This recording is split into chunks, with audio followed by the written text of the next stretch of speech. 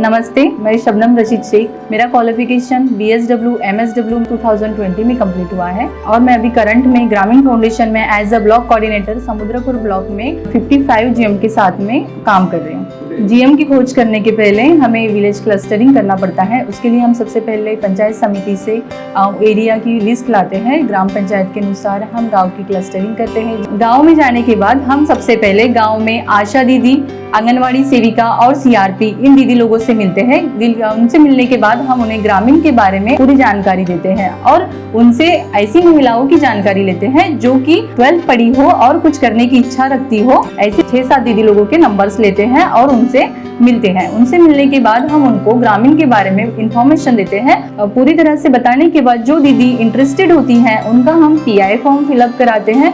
उसके बाद दीदी को हम एक दिन का टाइम देते हैं कि दीदी आप आपके फैमिली से परमिशन लीजिए। तो हम फिर नेक्स्ट डे उनके घर जाकर उनके फैमिली से बात करते हैं, उनको प्रोजेक्ट के बारे में और ग्रामीण के बारे में पूरी तरह से समझाते हैं।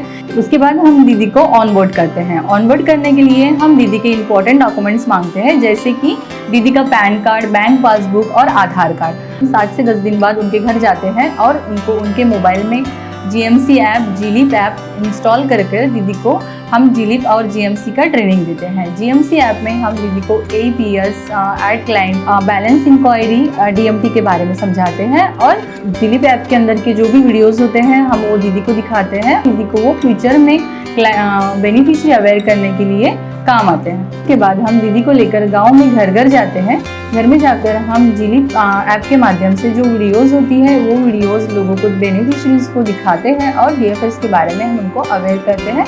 अगर कुछ टेक्निकल इश्यूज होते हैं तो वो हम हमारे टेक टीम की तरफ शेयर करते हैं, जिससे कि जो भी सॉल्यूशंस आती है वो हम हमारे दीदी को बताते हैं। और इसी के साथ मैं प्रतिदिन 4 से 5 GM के गांव जाकर उनसे मिलती हूँ और उनको काम में मदद करती हूँ। मेरा यही उद्देश्य है कि मेरी सारी ग्रामीण मित्राएं इसी तरह से गांव में काम करती रहे, अपनी आजीविका कमाएं और गांव में अपनी एक अलग पहचान बनाएं।